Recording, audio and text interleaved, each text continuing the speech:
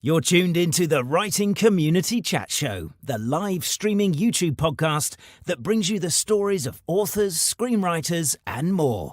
Indie or established, this show's for the community, and we invite you to be a part of it. Head to the writingcommunitychatshow.com for more info. The WCCS. Together as one, we get it done.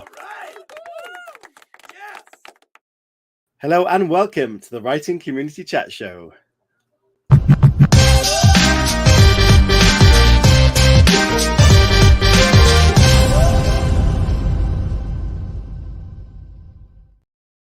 Hello and welcome to this week's Writing Community Chat Show. I'm very excited to be here. As some of you who watched last week will know, I wasn't here, and I do indeed miss the show dearly when I'm not around.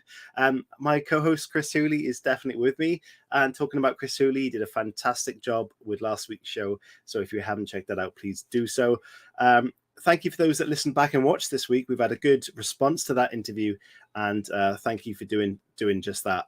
It's great to hear your comments and to see that you've engaged, and hopefully this show is going to be another cracker. We've got the brilliant Lauren North coming up, and she writes great psychological thrillers, and I'm sure we'll get deep into those and all the darker side of things, which we always go back to, we love on the show. So Chris is there ready to come on, so when he's ready. Thank you to everybody there. And it's been a big week, and last week when I watched the show back, Chris was definitely right. We did hit 10,000 followers on Twitter, and I do want to talk about it because that's amazing. It's really good to build that community, and quite rightly so. Chris did say how many of those actually engage. We don't know, but what we do know is the people that do engage in our group, in our community, are absolutely fantastic, and it's great to see you here already. If you have questions for tonight's guest or for us, please send them in throughout. But do remember, at the end of the show, there is the community question section where you can ask all the questions you want. So please do stick around for that.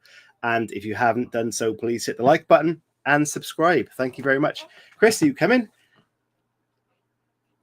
No, he's just looking at me and he can't hear me. Okay, guys, there's been some questions flying out around Twitter today.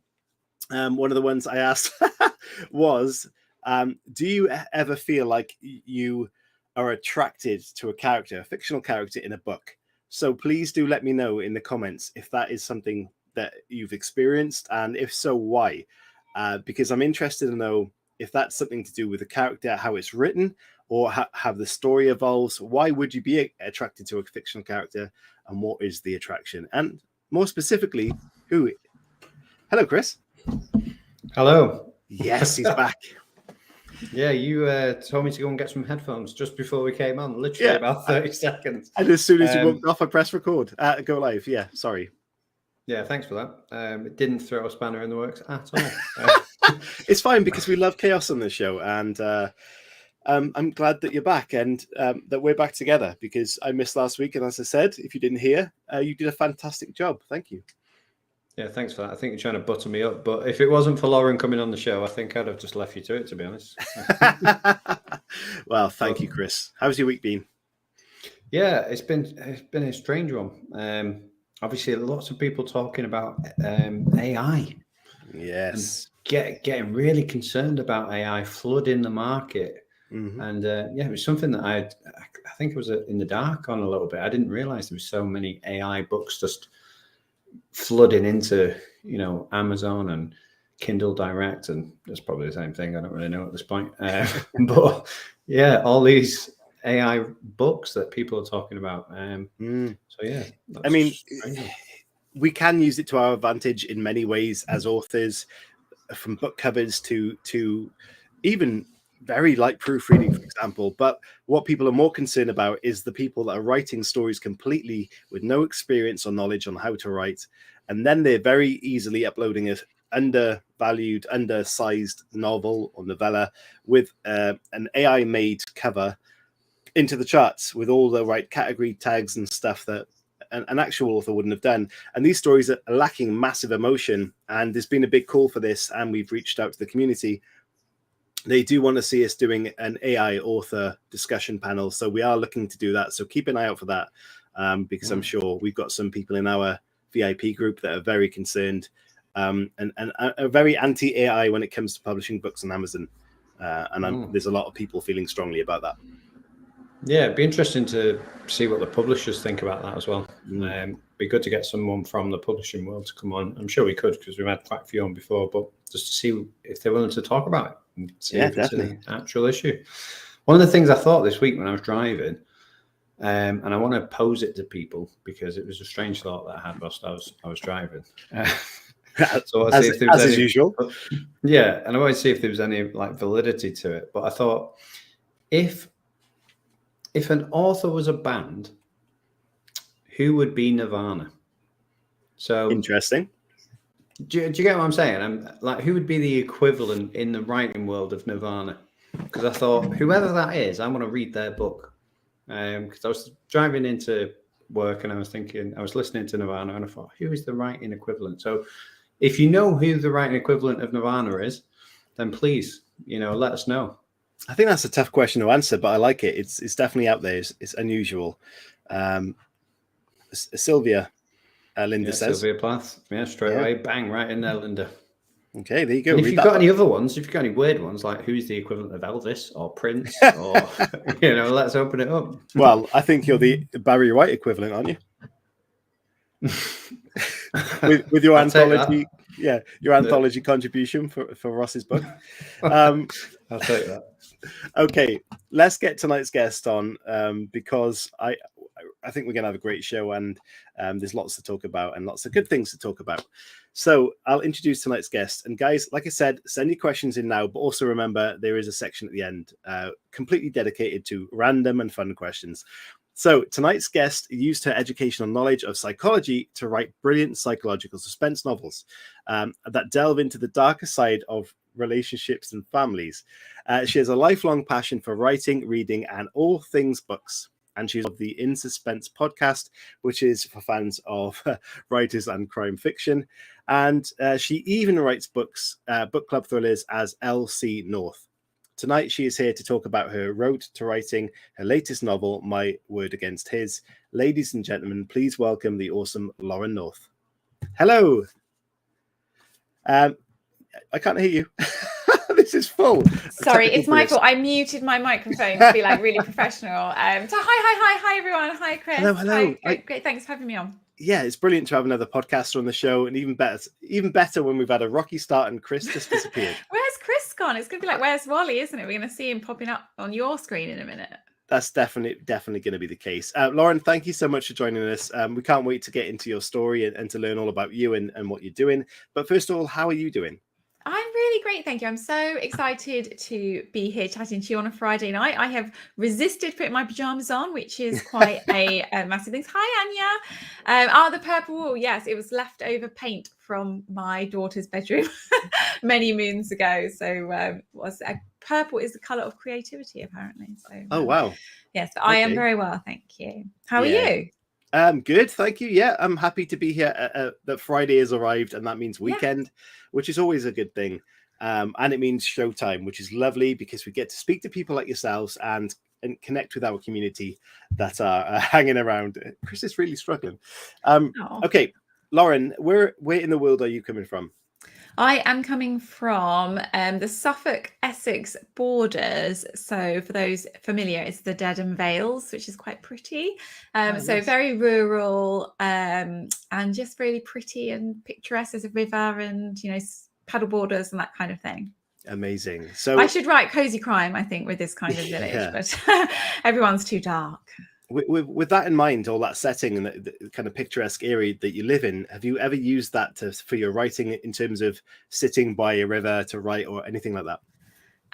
No, I like to write inside, actually. I find the glare of the screen too much to try and write outside. Like if I'm on a dog walk, I've got this app called Dictate, and I will, if I think of things, I will record my voice and chat along. But normally I'm just chatting with my dog and we're having a good time. I'm not really thinking about writing, which is a bit unusual, I think. But my village features quite a lot in a lot of my books, actually. I try and kill off a few people I don't like. So when it comes to dictation, as an author, that's something I've never tried. But do you find that is something you can easily then translate to your kind of work in progress? Yes, it's dead easy with the app Dictate. I'm not I'm not being sponsored by them, but it picks up all your words really well, and you just have to get quite good at saying speech mark, full stop, new line, okay. and then you email it to yourself, and then I just copy and paste it into my whip. And Wow. it needs maybe a bit of editing, and it's not the same, and I don't do it very often, but if I'm out and about, I find it really useful. That's amazing. Lauren had some great advice on Twitter this week that everyone loved, and there's already an amazing piece to take away there. Chris, you're back. Yeah, I am, and I didn't miss any of the advice. I just, for some reason, my image went off screen. I think must be Lauren's connection with Facebook. Maybe her fans like disagreed with my hairdo or something. Wouldn't that be Get great? rid of that one. Like enough votes, you can get rid of someone on the screen. You're That'd be assuming brilliant. I've got fans and anyone watching, which I absolutely love. Be like the equivalent of Graham Norton when the chair just gets rid of one of the hosts. That could be really interesting. Get rid of one host. Like, ooh, dicey. I get on the StreamYard feature thing because they do it like every month, like a community discussion group. I'll say we need like an button. Ditch someone, time them out. Fun also. Okay, Lauren. No, great advice from Lauren there with the dictation stuff. I tried that. And yeah, I don't think my accent worked well with the dictation. Yes. Because it was just not helping me at all. I was like, it's quicker for me to write this. Like, oh, just write. Yeah, I know it is much quicker to write, I think, and my brain transfers the story in my head to my fingers in a different way to dictate. But I think just if you're out and about, it's quite useful. But yeah, I'm the same actually. I'm 99% of the time I'm typing. Yeah, definitely. Okay, what we're going to do is this is going to go quickly, I feel. So we're going to get through the rounds. We're going to jump into the road to writing. We're going to play the video, and then we're going to hear about your entry into the writing world. Okay.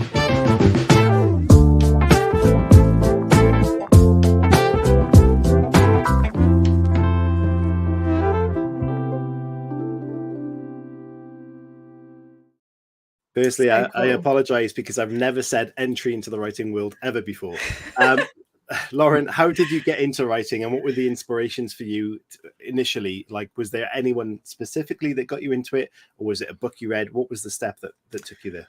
I think, like lots of people, I was a ferocious reader as a child and absolutely loved Stephen King, and Misery is still one of my favorite books. And I think the tension in that, when he's, I don't know if you've read it, but when he's like out and about, where she's gone out and he's in his wheelchair and he knocks over the ornament, I think that kind of really stuck with me. So I think that was a real trigger. But I didn't come to writing with any kind of qualification. I haven't got a creative writing degree. I didn't do English at university, and I didn't have any mentor. I didn't have any step in. So basically I clawed my way in out of a slush pile and just have relentlessly gone step by step, up and up and up. So I started in romance and thought I was the next Marion Keyes before I realized that I couldn't write.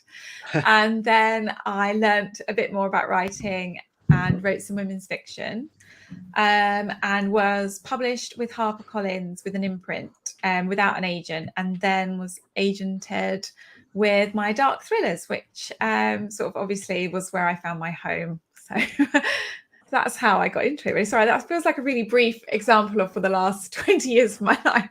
It's very, very swift. So yeah, you found your voice in the darkness, which is great. But obviously, you mentioned that there's a point you wrote romance, and then you realized that wasn't your thing. What was there a point in that process where you thought, okay, I can't write romance? Was that a doubt in your writing ability at all, or was it something you would just write something else?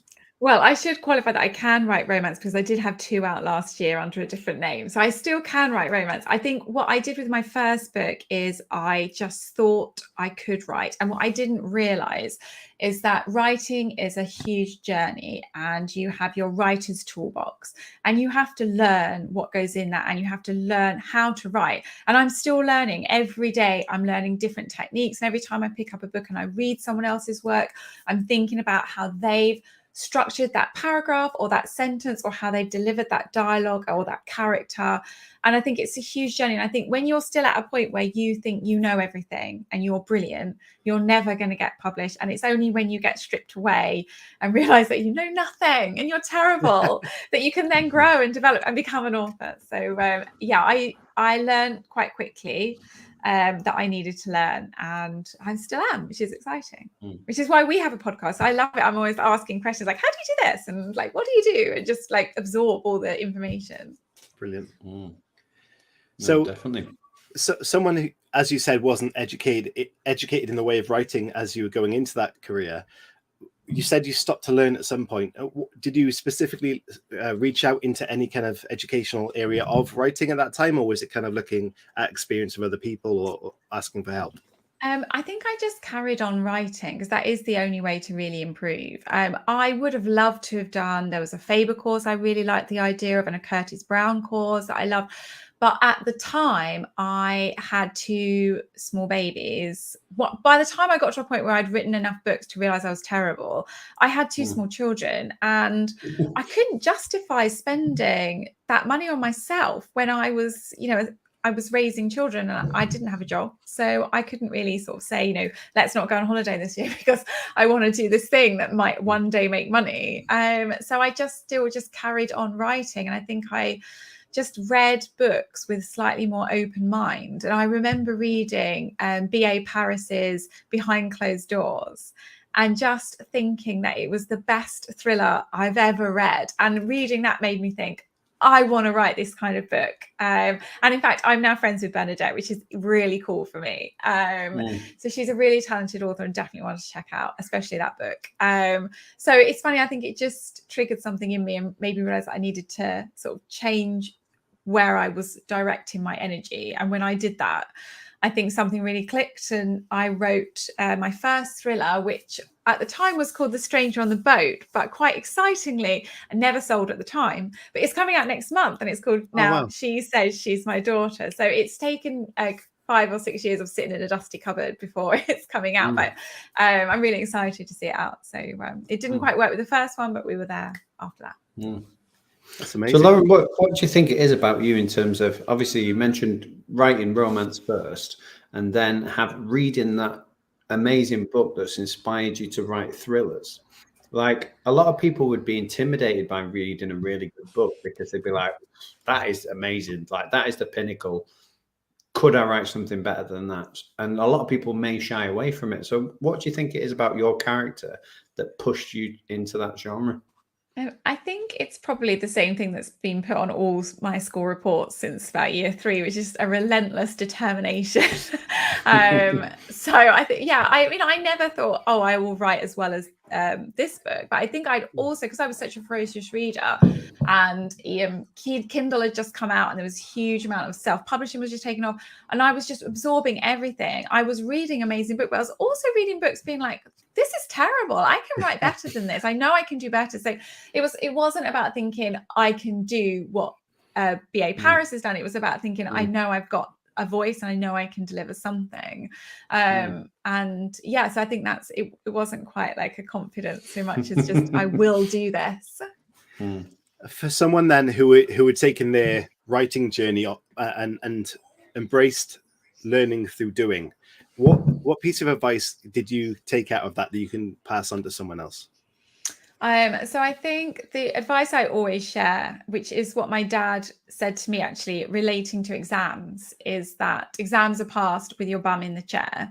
And I think that that's the same for writing. So I don't always, even now, I don't have days. I have days where I don't feel like I want to be at my desk writing, but nothing gets achieved unless you're sat in your chair working. So bum in the chair, that is my biggest piece of advice. And I think really what I mean by that is just commit to putting words on a page, because you can't edit a blank page and you don't know what the story is until it's down on a piece of paper. So just commit to 20 minutes a day or however many minutes. Just put yourself first and commit. I love that. I think people really find motivation and flow when they start doing, and someone can procrastinate and sit there and look at a project and think, I can't do this yet. But as soon as they get that ball rolling, the motivation comes and they're flowing through that project. I think that's a really good advice, just to get it done and to push on with it and take that process forward. Thank you. Yeah, Lauren, I was going to say, if you can take us back to that first manuscript and the process that you went through in terms of what it was like writing it, who you shared the manuscript with first, you know, what you felt when you'd finished it? It's very difficult to think about which first manuscript because I've had so many first Which one? manuscript There's fails. loads. So if I go to my first thriller, that feels like a real turning point for me. I let my husband read it, and he thought it was the best book ever, obviously. And I think I had like some beta readers back in the day who was like my mum and her husband and my friend in the village and maybe another person who would read my books and sort of come back and sort of say, oh, I loved this bit. And I think maybe just at the time just gave me confidence. I had Auntie Pauline was really great for that as well. And I got a bit of feedback. So I sort of took the feedback on board. So if you send your book out to 6 people and 6 people sort of say, oh, this character wasn't quite working, then that's telling you that the character isn't working. And you have to be so careful with beta readers, because if you can't just send it to anyone, they have to be people who read and understand books, really. And the best beta readers are your author pals, really. So I have some now who are amazing, and I don't even bother sending it to my mum anymore. Auntie Pauline is just in the corner going, when's the next book? I know, but it's more actually because I don't have time to let them read it and get their feedback before it has to then be with the publisher. So it's more to do with timing. I think Pauline, come on. Getting the same sort of feedback over and over is sort of telling you it needs to change in some ways. I think listening is so important. When you were writing before you were published, did you find it kind of more of a comfortable process compared to when you were then published and had deadlines, for example? No, I don't think so. Maybe I'm the opposite from some people, but I was really frustrated when I wasn't published because I knew I should be and I knew I wanted to be. And I felt really frustrated when I was telling people, oh, I'm a writer. And like, oh, well, what have you published? And I was like, well, nothing yet, but I'm really close and I am going to do it. And they're like, oh, yeah, everyone says that. Everyone's got a book in them and you'll be 20 years and you'll still be writing the same book. And I was like, it's hard until you actually have those books out and you're actually doing it for people to take you seriously. And even now I get people in the village being like, are you still doing that writing thing? I was like, you mean my career? Yes, I am.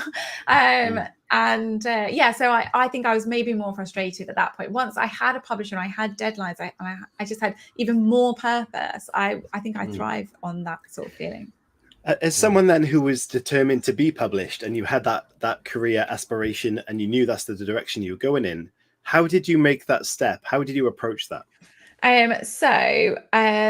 Obviously, I had 2 women's fiction books out, but I didn't have an agent and I knew I wanted one. I knew I needed to take the next step in my career. And this was back in 2018. And so I set myself the New Year's resolution of I will get an agent in 2019. In fact, no, I think it was 2017. It was 2018 I got the agent. Nice. And January, I was like, right, I'm going to do this. And I put myself out there. I signed up for any kind of author day with agents, any kind of meet an agent, one-to-ones. I was there. I went to London a couple of times. I met with them. And I think I'd done a few before where you submit a first chapter and they sort of talk to you about it. And I realized, and it was something my dad said to me once, he said, don't ask a question you don't want to know the answer to. And I spent an agent one-to-one saying, well, what's wrong with my book that you don't want it? And what the agent one-to-ones are is an opportunity to pitch your book to them. And you shouldn't be asking questions. You should be like, this is why you want me and this is why you want this book. And once I sort of got that in my head, I sort of took it upon myself to go out and meet these agents. And I had it all over the place. By April, I had 2 agents reading it, and one of them just was really keen. And she was a really new agent, so a junior agent, which are really fantastic people. Junior agents have loads more time for you. So they have not got a massive list. They've not got lead child to look after. They've got you, and they're hungry. They're as hungry as you are to prove to you and to everyone that they can do it the same way you're trying to prove it. So junior agents are brilliant. If you're looking to be on the slush pile anyway, look for junior agents. That's always what I say, because they're brilliant people and they've had tons of experience in the industry already doing other things. So I found a junior agent and we had a really great relationship, and she took on my first thriller, and it did get some offers, but it wasn't quite what I wanted. I'd sort of worked so hard to get to this point, and then I got an offer that wasn't really the one I wanted. So I was like, no, I've almost finished the next book. We'll go with that one instead. So I did that, and it was hard, but the right thing. Fantastic. So it's marketing yourself in the way, it's like a salesperson when you approach the agent in the way that you suggested there, that you're offering them the good parts, why they need it, and to take it away, rather than, as you said, talk about the negative side of it and leave that person with the thought of the bad side of things, rather than, oh, I'm interested now. I think so. Yeah. Pitch, I think. Yeah. Brilliant. So Lauren, like, I'm really intrigued, because obviously romance and thriller writing genres, they're huge. Like, how do you know that an idea is worth writing, and how do you put your unique spin on it to enter those genres? Oh, that's such a good question. How do you know an idea is worth writing? I think you just have to. So I think if you'd asked me that question maybe 4 or 5 years ago, I probably would have said, oh, I just think you have to feel really passionate about it. But now I don't write an idea unless I can develop a really strong hook from a book. So, for instance, a man jumps into your car on your way home from work with a knife and forces you to drive halfway across the country. Like, it has to be a really interesting premise, and I think unless you've got that hook, I would never write the book. So that I think I'm more commercially focused now than I was a few years ago. So I think you have to be in the industry. Like, even since I've been published, the industry has become much more commercial and much more, we won't take a chance, we won't it has to be this if we're going to take a chance. And that makes it really hard, I think, for authors starting out. So imagine, if you will, there's people out there now watching for tips on what writing romance and writing thrillers. What could your advice be for hooks in both genres? Like, what would you expect to see? That's a great question. I have an elevator pitch guy who I go to, who like has this really great website, and his name's Graham Shimming, actually, and he's got this website, I think it's called Graham Shimming, and it just says how to develop an elevator pitch, and it just takes you step by step through the process. And I think what you're always looking for, and you practice it on other people. So I practice on my son, actually, and I'll say to him, he's 13, so he's like, everything's black and white, everything's miserable, and so if I'm pulling away from Minecraft, I really have to pitch it. And I'll sort of say, oh, I've got this idea, and it's about this and this, and if he goes, oh yeah, okay, I know it's an idea. And if I go, it's about this and this, and he's like, oh, I don't get it, what are you talking about, are you talking? Then I know I've not nailed the pitch. So I think, develop a couple of sentences that really show what your book's about and really sound really exciting. Tell them to everybody and see what they say. And if they go, oh yeah, then you know you've got a great idea and a great story, and you just have to, from that, write 80,000 words. So, get going. I love that. If you can enthuse a teenager to say okay, exactly, then you're in for a win. And if anyone wants to borrow my teenage son for that purpose, just let me know. Pimp him out. Rent them out. Okay, so Lauren, you gave some amazing advice to one of our tweets the other day about writing tips. People may have missed that. So would you mind retelling that for everybody that might listen back or watch this? Yes, I'd love to. So I've got the post-its. I keep them as little motivation if you can see them. So this is Wednesday from a couple of weeks ago. So what I do is, if you're writing a first draft, it can feel really daunting. 80,000 words is a lot of words, especially when you're on 200 words. And so I break down my day into 500 words chunks. And I put a little post-it up like I do with how many I'm going to write, which is normally 2,000 or 3,000 if it's a really long day. And I then think, right, between 7 and 8, I'm going to write this 500 chunk. And I don't have to think about the fact that it's a whole book out there I need to write. I'm just, for that time, writing this 500 chunk, and I just tick it off. And then it's really great feeling to tick it off. And then by the end of the day, you've got your 2,000 words. And then actually by the end of the week, you've got 10,000 words. And in a month, you've got 40,000 words. And in 2 months, you've got your book. So if you're that relentless, which not everybody is, and that's a really good thing as well, to have some better balance than I have. But that's my really great tip. And in fact, as you can see, and I do it and I stick them on the wall. So I remember that I've had good writing days. It's an incredible tip. And the fact you said it can be done 80,000 words in 2 months just kind of, it just sounds so simple. Yeah, exactly. You know, it's no problem. It's fine. Yeah, It's easy, fine. yeah. It's fine. Oh, Yeah, when I did it, I honestly can't remember writing the first 1,000 words. Mm. I was like, oh, I've got 1,000 words, and I don't really. Yeah. I was still quite tired, but then I could go back and edit them, and you know, Yeah. I had those 2,000 by the end of the day, and that quickly became 3,000. And I was doing a short story, and within 2 days, I'd done 5,000 words. That So is so it brilliant. I love it. Yeah, it is good. It's a fantastic tip, and guys that are watching, listening back, please have a go at this week and let us know how you got on. I would love that. You would call yeah. it the Laura North method. The Laura North method. Please have a go. Tag us all on Twitter and let us know how you get on with it and whether you think you can use it going forward or not, because I think it's fantastic. Okay, well, what goes hand in hand with the 500-word method is the Pomodoro method, where you write for 20 minutes. I actually set for 15 because I think it's a bit, I cannot look at Twitter for 15, but 20, I really struggle.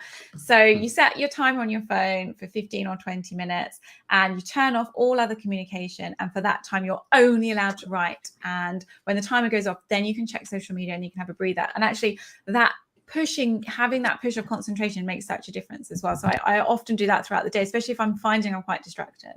Amazing.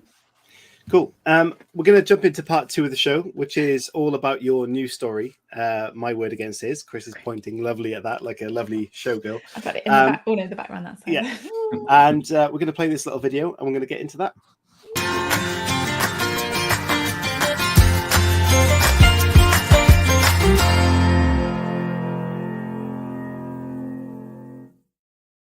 Okay, Lauren, you spoke about all these pitches you gave to the agents to get your books wrapped up. And this is your chance to pitch to the audience here.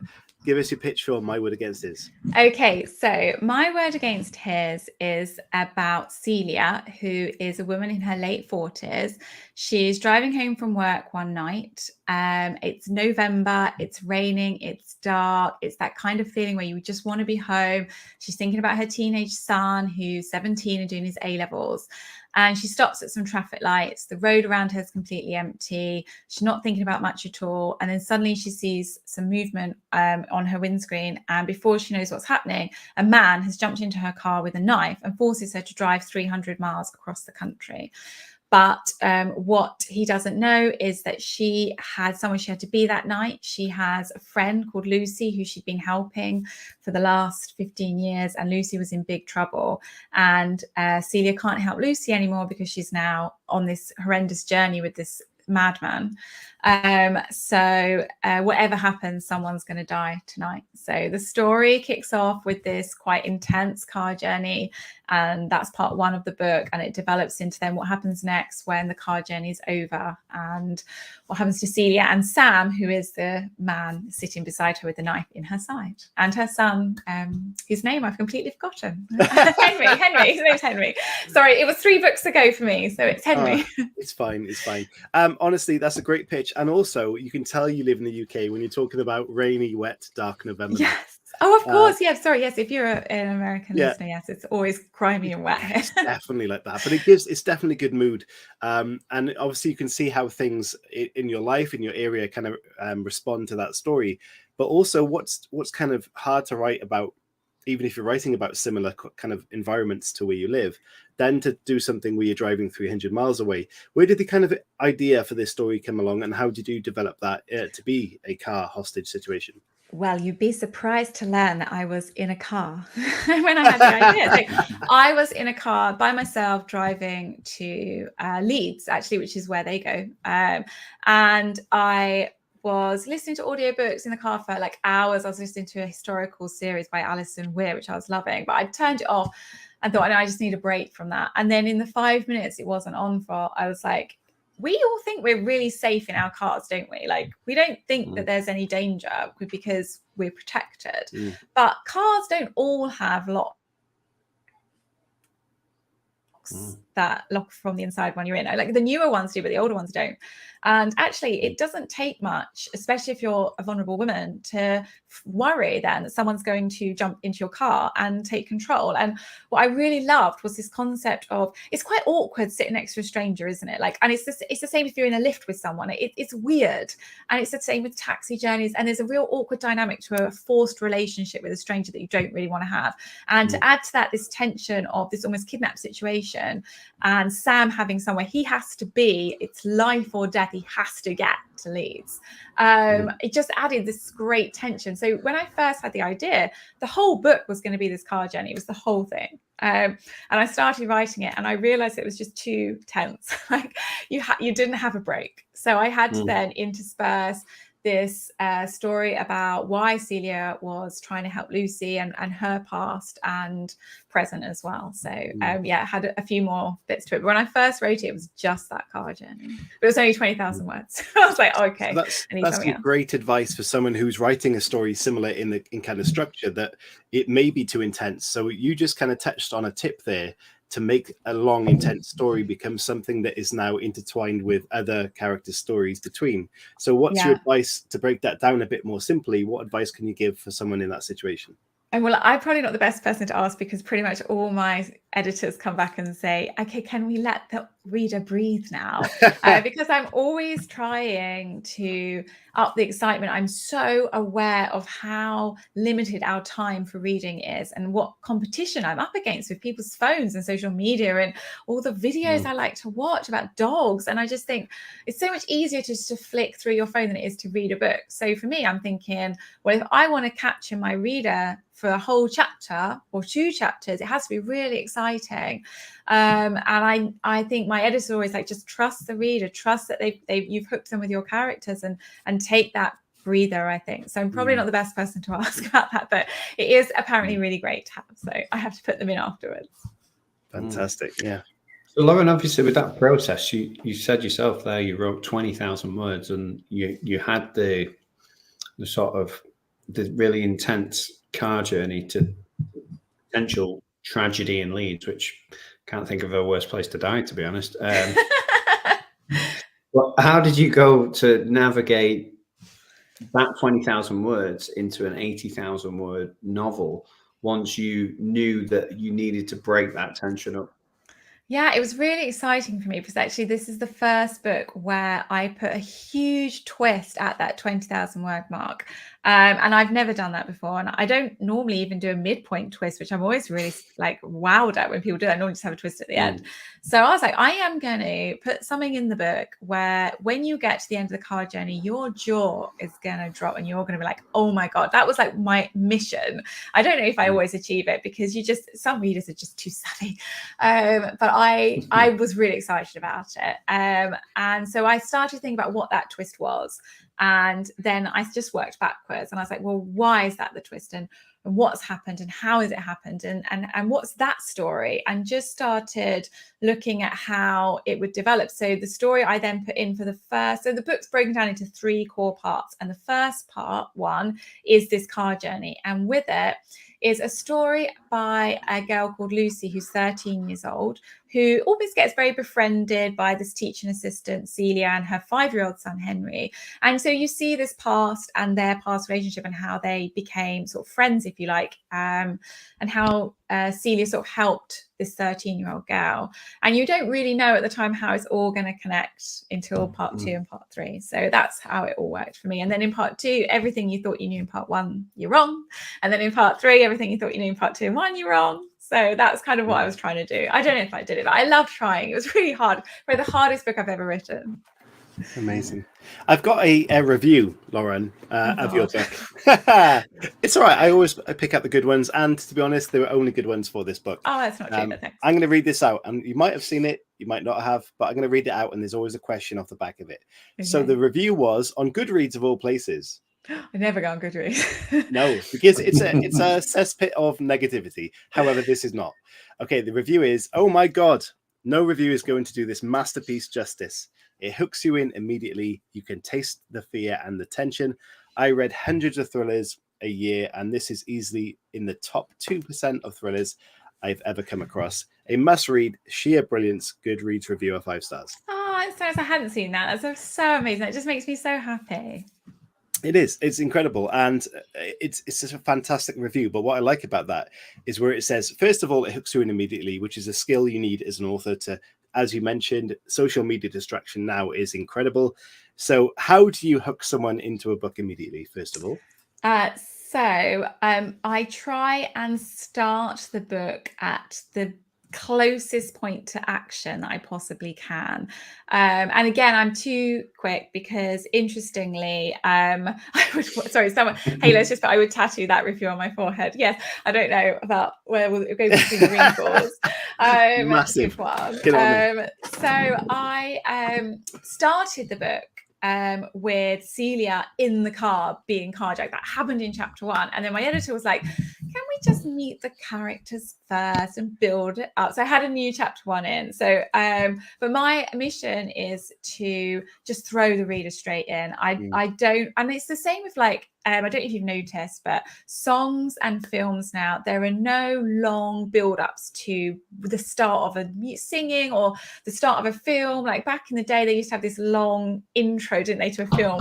Now you're like, what's going on? Are we watching anything or not? Like, there's nothing. And that's the same with books. You should just be thrown straight in. But it is a balance because there's no point having a character. So in my first my debut, The Perfect Betrayal, I did the same thing. I threw them in to the point where you meet the character Tess being told her husband's been killed and she's now a widow. And the editor was like, oh, but we don't care because we don't know who she is. So we need to build that up again. So it's really hard. And obviously I don't do very well. I have to keep getting told. But there's a balance to have between building the character, but also giving the reader what they want, which is the action, which is that inciting event.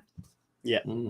And obviously the second part of the review that I want to speak about is that it not only hooking you in immediately, but tasting the fear and tension is such a wonderful review for a book. Great. It's lovely. How do you add fear and tension into a book? Because a lot of people can write what they think might be fearful or give a reader fear, but it may not come across that way. So how can you be effective at doing that?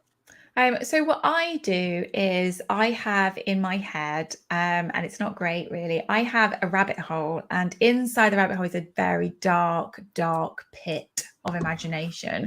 And I often go down it and I think things like, oh, the bus on the way home that's got my children in is going to crash, and then this is going to happen, this is going to happen. And like a whole world of things have happened, and I'll feel all these emotions and I'm like, it hasn't happened, it's not real, it's not real. And this is on a daily basis for me, and it's quite hard to manage my dark imagination. So it's great for writing books though, and it's great to sort of throw myself down there and be like, right, I'm sat next to this person, how do I feel, and it's just a case of trying to capture that and just putting myself in the shoes of my character and then having a drink, remembering it's not real. Wow. I think that's a Stephen King trauma that you're suffering from. Yes, it was reading Stephen King at the age of 12 because, you know, what parent doesn't allow their child to read Stephen King so young? In fact, I think I was 10. You read it at 12 or 13 or whatever, and you're like, oh, this is just completely going over my head. And then as an adult, you're like, oh my God, all these horrible things could happen. I couldn't read Pets. I only got halfway through Pet Sematary as a kid. I won't go back now. Well, as a parent, that is horrible. I know now. Horrible book. Yeah. Like a lot of Stephen King, like I don't want to go off on a tangent, but his books hit you as children, but then when you become parents, they hit you again in a different way. True. Yeah. Yeah. It's just scary. Brilliant. Okay, what we're going to do is move on to part 3 of the show, because we're going to have some questions in, and we've got some questions to ask ourselves as our staple questions. But of course, we want to chat briefly about Lauren's podcast as well. And we're going to need a bit more time than usual, so we're going to go a little bit earlier. Part 3 of the show, guys. If you've got questions for Lauren or for ourselves, please start sending those in and we will get them read out. Thank you. Part 3 coming up.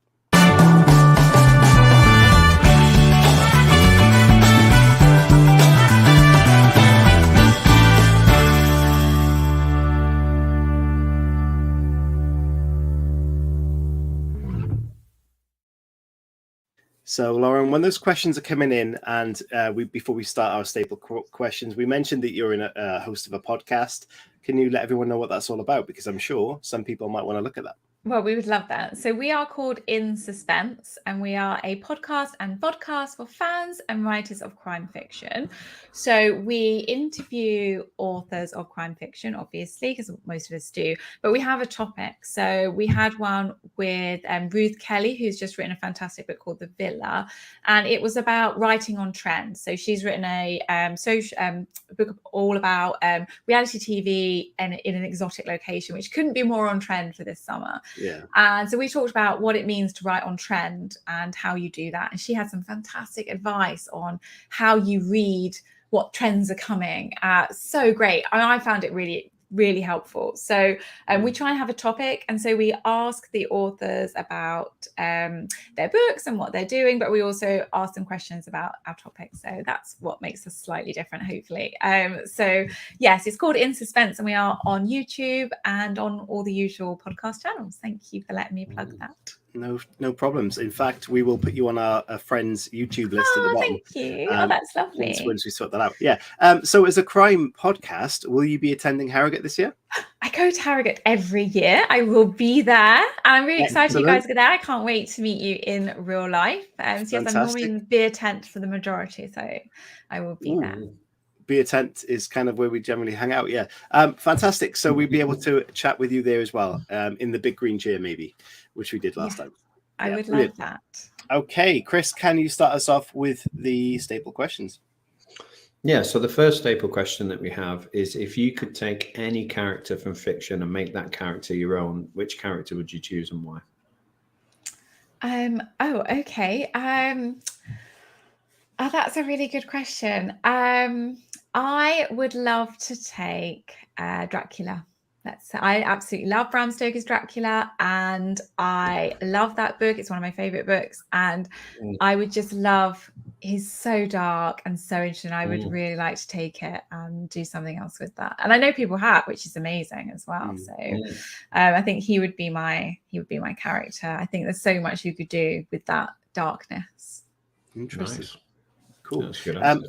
It is. If you could take the ending of anything in the world of fiction, TV, film, or books, and change the ending for whatever reason, what ending are you going to change?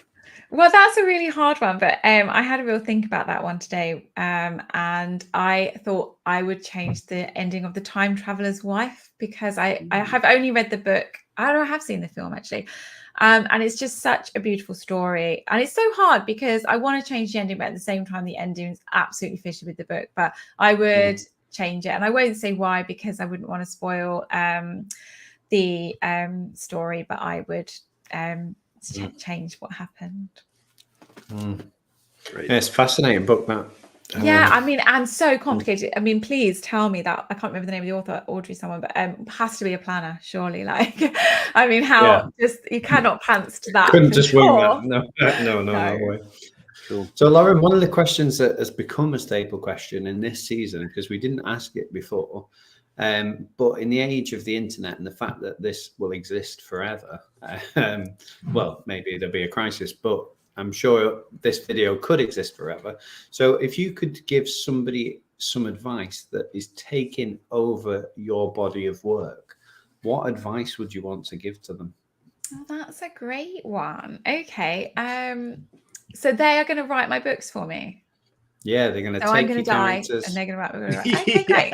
Yeah, so you're dead at this point. Because they're not having you get an otherwise. opportunity. I'm a massive control freak, so there's no way they're getting handsome unless I'm dead, basically. I actually have asked my friend Nikki Smith, who is the author of The Beach Party, which is here. It's out today. I've asked Nikki if I were to die mid-book, she could please carry on writing for me. So my advice would be very specific, and it would be to do with the planting of the red herrings and the misdirections, because what I do is at the start of every chapter, I put what's going to happen in this book, in this scene, and what I want the reader to think is happening versus what is actually happening. And so when I'm planning it out and I get to that chapter, I can see exactly what I need to get the reader to see versus what's actually happening. And I think that's so great for how I write books. So that's what I would want them to do as well. But if they're a pantser, I mean, Nikki's not a pantser, she's right, but you can't take my books if you're a pantser. I'm sorry, no, it's not happening. Amazing. Chris, we had Nikki Smith on, right? No. Not yet. She should be coming on, surely. Yeah, not yet, mate. Okay. Yeah, that's great. One more before we get onto the questions in the chat, and thank you for those coming in. If you could, what's my question, Chris? I'll ask it. You're on your deathbed. Can I ask a question? No, go on. Yeah, I'll finish it because I've started. You're on your deathbed and you're looking back at your writing career. What are you happy with? What does success look like to you? So it's really interesting because a couple of months ago, I was almost hit by a truck because I was running on a country lane in my beautiful countryside, and it was coming around a blind corner, and I was coming around a blind corner, and we just both were able to jump out the way. Well, I was. The truck just stopped. It didn't I was jump. going to say a truck jumping. Yeah. But had one of us not been concentrating, or had I had my headphones in, which I would never run with because they're really dangerous, I would not be here. And I then spent the next 8 kilometers of my run thinking, right, well, what matters? What would I, if I'd been hit by that truck, so this is the dark rabbit hole again. If I'd been hit by the truck and I was lying on the ground and I could phone my family, what would I say to them? And everything I had to say was actually nothing to do with, actually, can you just make sure my book gets there, and can you just do that with my career? Like, it just didn't matter. And the reality is now, however much I get up and live and breathe this work, it doesn't matter so much. But if I was on my deathbed and I was looking back at what's most proud to me with my writing career, it would be that I have inspired my children to see me go at something with such passion and dedication, and it to mean everything. Because I don't think all adults, and my husband doesn't at all, have that passion and that drive and that determination. And I think that they see me get up at all hours and they see me work till all hours, and that it means so much to me, and they get that. And I think that that is inspiring them to do things themselves and be determined. And that, I think, would always be my proudest. So it's not really about writing, I'm afraid, but that would be how I would be most proud on my deathbed, I think. Fantastic answer. Off the back of that story, Lauren, yeah. If you had been unfortunately struck by the truck that didn't jump out the way, and you were lying on the floor and you were going to die in 3 minutes, and you had your earphones in, what one song would you play before you died? Oh my God, what a great question. So the thing about songs for me is I become absolutely obsessed with a particular song, and I will just listen to it to death until I can't possibly listen to it anymore. I'm currently listening to Fire and Water by the Wandering Hearts, I think it's called, and it's like a slightly country music, really poppy, and I'm absolutely mad for it. And I listen to it on the running machine, I listen to it on the car on the way to the gym. It's obsessed. So in the moment that I was hit by the truck, that would be my song. And it's not my favorite song. I probably don't really have a favorite song. It's just what song is like massively I'm obsessed with. In the chat, please answer that question. If you were run over and you had 3 minutes left to play one song, what song? Oh, you guys will have such great answers, and I'll be like, oh yeah, that's a great song, or that's a great song, and I'm just like, oh, this one. If you're okay to run over slightly, I know you said you want to ask us something, and I've got another question. We've got some in the chat, so if you're okay to 5 minutes over or so. Yeah, sure. Yeah. My question was, and I remembered it now, Chris. Lauren, if you were to be able to step into a fictional world for one day in any story, what world are you going into? Oh my goodness, that's really hard. I don't know the answer. Like, what I can ask, what would you do? I would go into Douglas Adams' The Hitchhiker's Guide to the Galaxy, and I would go really everywhere. Cool. The restaurant at the end of the universe, I would have a meal there and watch the sun explode. I think I'd have a day out in the Wolf of Wall Street. Just for the all completely wrong things they do. Have you got an answer, Lauren, or not? Do you know, this is awful. I'm sorry. This is just because I'm tight on time for research, but could I please step into the fictional world of the book that I need to write this summer, because I've got a lot of research to do on it and I don't know a lot about it, and it's set in a different country and I don't know anything about it, and if I could just go to that world and learn all about it, that would be really convenient for me. So I'm sorry it's not a great answer, but I'm always thinking about the next book, so that would be why. I'm pretty sure that's just a travel holiday for writing research. Yes, exactly. It would be, yes, but I don't think I can justify it. Yeah. So can we have any sort of exclusive, Lauren, in terms of like where it's set or anything like that? It's set in Los Angeles, and that is actually all I can say about it, because no one else knows anything about this book. This is the next Elsie North book, actually, not the next Lauren North.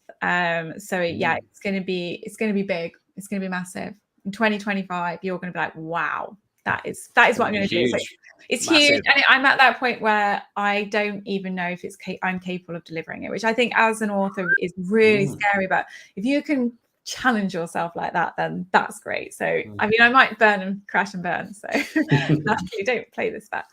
You're not playing it safe. Community Chat Show exclusive. It's set in Los Angeles, so yes, you heard it here first, people. Yes. Okay, let's get some questions from you guys. Thank you. And if you've got any more, send them in. Linda starts us off with, if you feel the emotion writing it, then your readers should feel the emotion reading it, hopefully. That's not a question.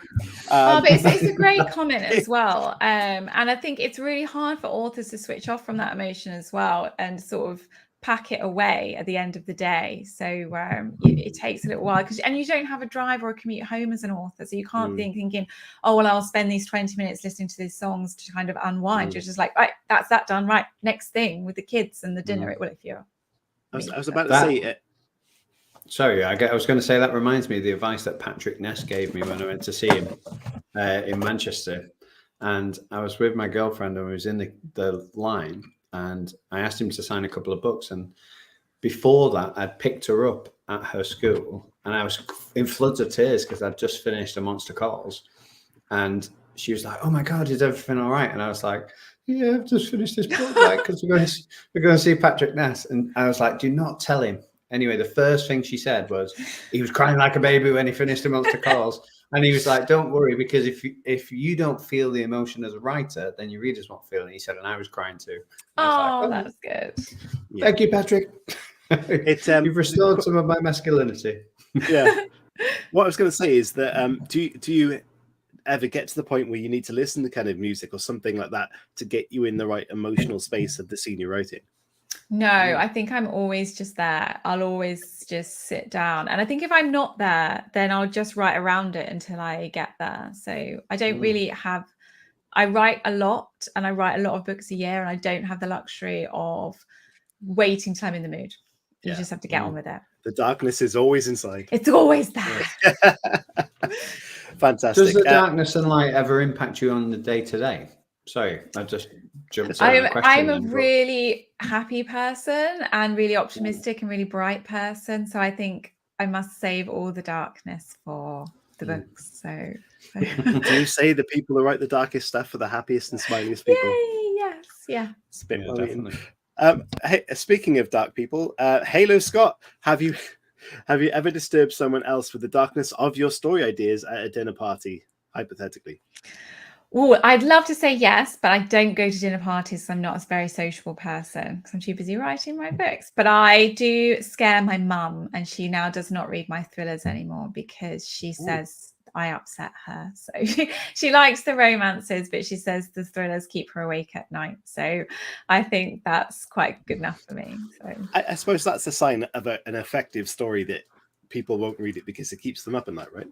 Yeah, I think she found it a bit scary. I think there was a particular book called Safe at Home that was about a woman who leaves her 11-year-old home alone for like 20 minutes, and it becomes 5 hours, and something terrible happens in those 5 hours, and you sort of find out what. So I think it felt quite hard hitting if you're a parent to read that one. Wow. Cool.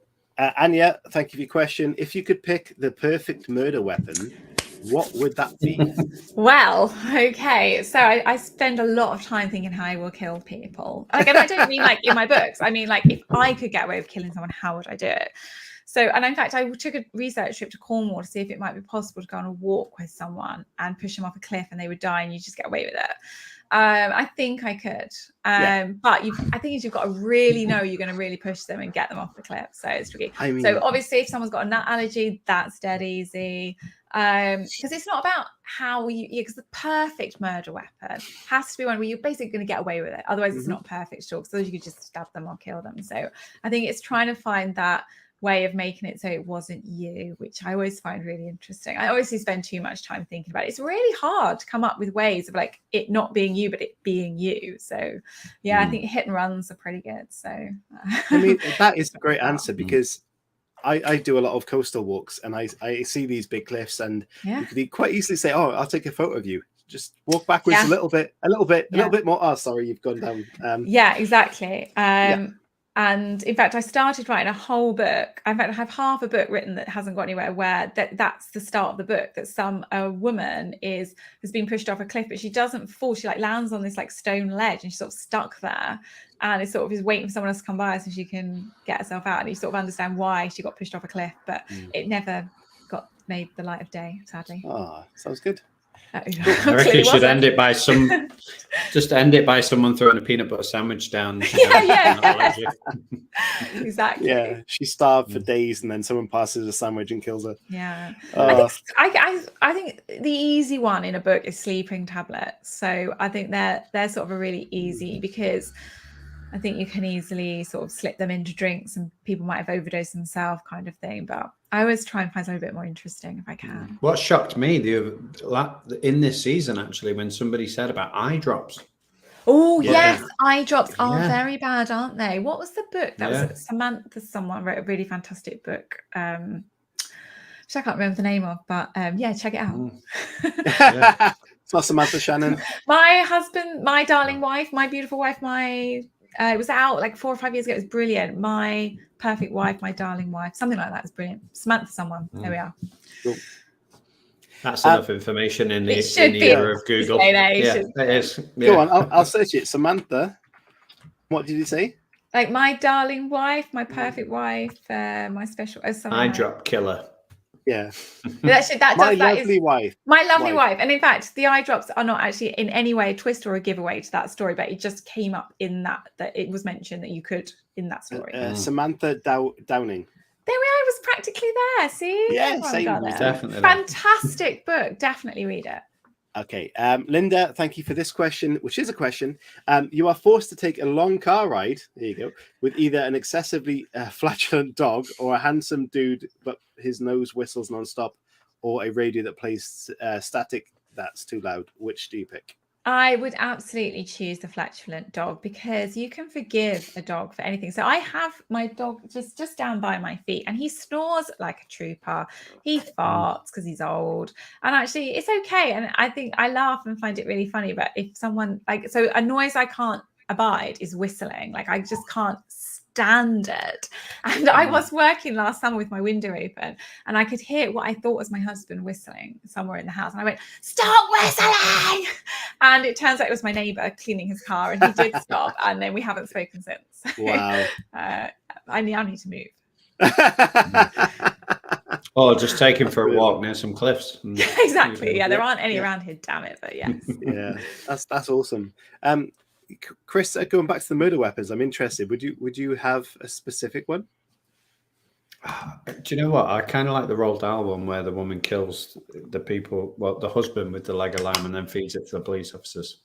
Oh, that's a good one. Nice, because she kills him with the leg, and then she cooks it, and then when the police come, she feeds the police they eat the evidence. That is very good. Yeah, I like that. Jeffrey Dahmer.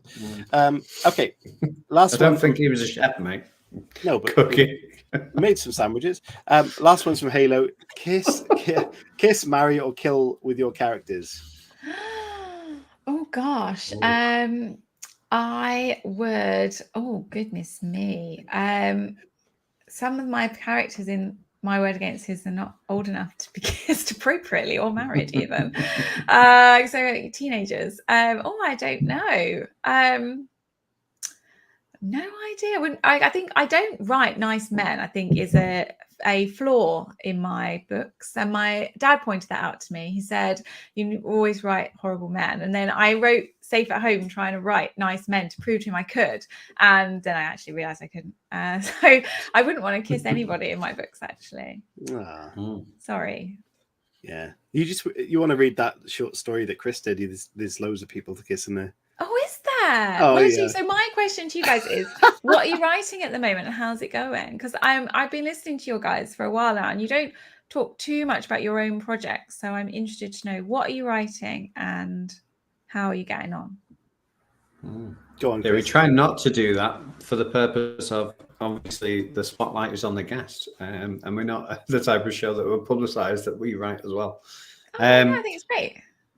Yeah, no, I'm writing a novella with a couple of people from within the writing community, and it's a tripod of a sort of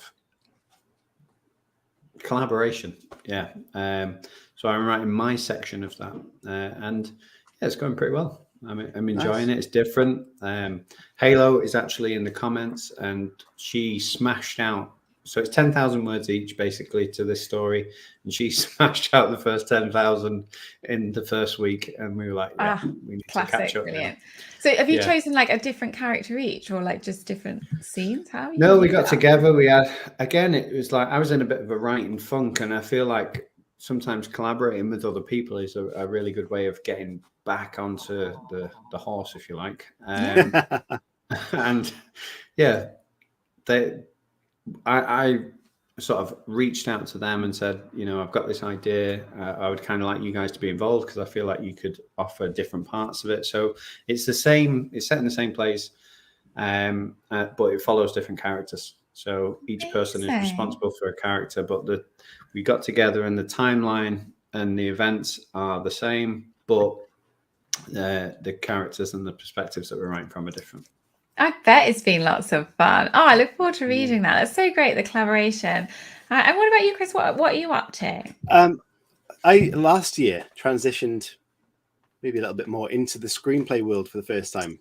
Exciting. Yeah, which is going quite well at the moment because there's a company in LA that requested it very recently.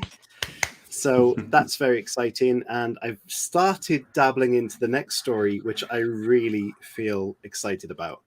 But writing is a bit slow at the moment, but the ideas are there and it's getting there. It's fine.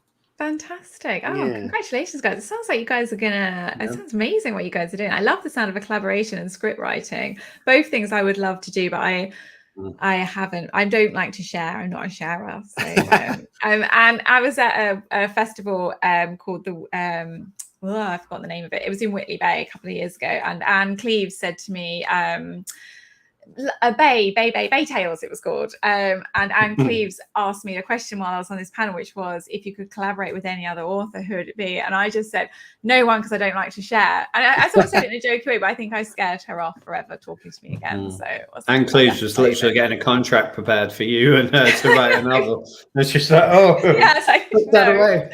Yeah. No, she wouldn't have done it. She wouldn't know. She didn't know who I was. But yeah, Stephen King was obviously what I quickly then said. But I think it's so hard to sort of share your work and your writing. But I think it's so good for an accountability perspective as well. Yeah, it definitely is, and I feel like it's something that everyone should try at least once because it just opens your eyes into different people's like processes and things like that. And it's like you said before about giving your work and beta readers being the writers that and you speak to and communicate with, and like they just offer different insights. And when I first had the idea, it was because I knew and I'd read their works as well. I was thinking they would be great at this and they'd be great at that, and they could probably do it better than I could, this section and this section. And it's turned out really well so far. So yeah, we're looking forward to it. I look forward to reading it. So what's the genre, I should ask as well? Is it a fantasy? No, it's not a fantasy. I would say it was more of a horror sci-fi. Yeah, mixed of the two. Oh, well, I would love to read it when it's ready. Yeah, we'll send a copy your way when it's I would love to. Thank you. Yeah. By the way, people listening, watching back or whatever, if you're on Twitter, for example, let us be your accountability, or what they called accountability people. Yeah. If you're in a bit of a rut, like Chris said, and you want someone to nudge you now and then, just message us, and we'll get onto each week and make sure you're doing something and check your progress, because that's what the community is all about. And if you can have someone in the community to do that for you, you will be better off, because you'll be able to lean on them when you need to. That's so great. And in fact, I on Twitter also do something called Focus Hour. So it's #FocusHour. So every couple of weeks, I'll be like, right, 11 till 12, we're all going to sit, what's your target, what you're doing. And a group of us get together and we turn our internet off between 11 and 12. And then we come back and say, well, how did we do? And it's great for accountability. And it's ridiculous because it shouldn't make a difference, but it really does. It does, because we get, like I said earlier, we get into a rut where the motivation slips. And as soon as you get going again with that sort of accountability friend, you find that creative power, and that's what gets you back on track. So I think it's a great idea, and please do lean on it and use everybody to your advantage. I completely agree. That's such a great thing to do, guys. Are we doing bingo as well? Because if I need to talk about ET for bingo, just let me know. And I'm taking bribes. So if there's anybody listening who's looking for any Chris's face. kind of honestly, bingo things, I'm happy to say it. We haven't launched the bingo card yet. I've got it. And I'm so happy you brought up the ET. But I've got it and it's there to go. So hopefully... Do you know, Lauren, you were in my top 2% of guests, and then you had to go there, didn't you, with the ET? Yeah, so in about 2-3 weeks, we'll start season 12, and that's when we're going to launch the bingo cards. What we're going to do when someone completes that, I have no idea. But we'll work it out. It's just completing it in itself. It's like Wordle. It's an achievement in itself. Yeah. Well, you brought it up, Lauren. So I'm guessing you've seen ET, and what was your reaction to the film? So I only watched it like maybe with the kids. I mean, I thought it was really boring. Sorry, I don't know if that's that's where because you watched it as an adult. I guarantee, with the rabbit hole mind that you have, if you'd have watched that as a child, you'd be just as traumatized as me. Oh, I see. Yeah, I think you're probably right. But I was traumatized by Watership Down as a child, and I think if I watched it back now, I'd be like, I don't know what I was worried about. But hence the rabbit hole. E.T. dying in the bath is horrible. E.T. running through a cornfield is horrible. And then when your uncles get a latex mask and come out of a shed when you're putting your bike away, that is the nail in the coffin. I'm sorry, but it is. Yeah, I would agree with you, but my mum let me watch It, which was Stephen King's movie, when I was 11, maybe, no, not even 11, 10 or 9. It's a great age to watch it. And I still do not like to look down a drain when I'm brushing my teeth. So, and that is true fear from a film. So, and E.T. is a children's film, so. I do think, though, if you were to watch Watership Down back as an adult, you would have more emotion, because it's still very sad. Yes. Yeah, and definitely that's where the rabbit hole thing comes from. Surely. Maybe, yeah, I guess so. Yeah, it's interesting. Anya says she still hates clowns. A lot of people do. Of course, yes. I don't mind clowns. I'm sure if I saw Pennywise's a clown because he's an alien spider, really, isn't he? So. Oh, don't spoil the ending. He takes many personas. To be fair, I think the ending's the worst bit. So oh my God, you know wasn't it? Coming, once they're in that thing. You're in for the Yeah, Halo says the Cave of Wonders from Aladdin gives me visceral reaction. Good point. Yeah, it's funny the things that scare us, isn't it, when we're kids? Wow. On that note, we're gonna wrap this up at an hour and 10 minutes. Yeah, Lauren. I'm sorry, I'm so chatty. Sorry. No, don't be. This is what this show's about, chatting. So, Lauren, you've been fantastic. You really have. We loved your journey. I've had such a great time. And we can't wait to see you in Harrogate. It's going to be a lot of fun. And yeah, make sure you tap Chris up for that book, and once he's finished. I would love to. Thank you. Love it. And if anyone's watching and they are planning to go to Harrogate, do come say hi. Don't linger. We're all friendly. Just come and say hi to all of us. We will be around there. We've got an announcement to come at some point very soon about Harrogate. I'm excited about this. Not free beers this time, though. Not free beers. We'll try and do that again if we can, because I know they're appreciated within Harrogate, not by the people who run Harrogate. Yeah, we'll try and be good boys this time, Chris. Yeah. Okay. Chris and Chris, thank you so much. Thank you, Lauren. Honestly, fantastic. Everybody, thank you for tuning in and listening.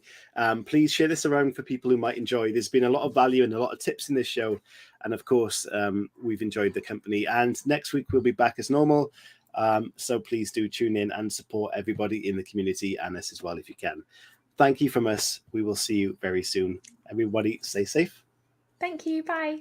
Bye-bye, guys. See you soon.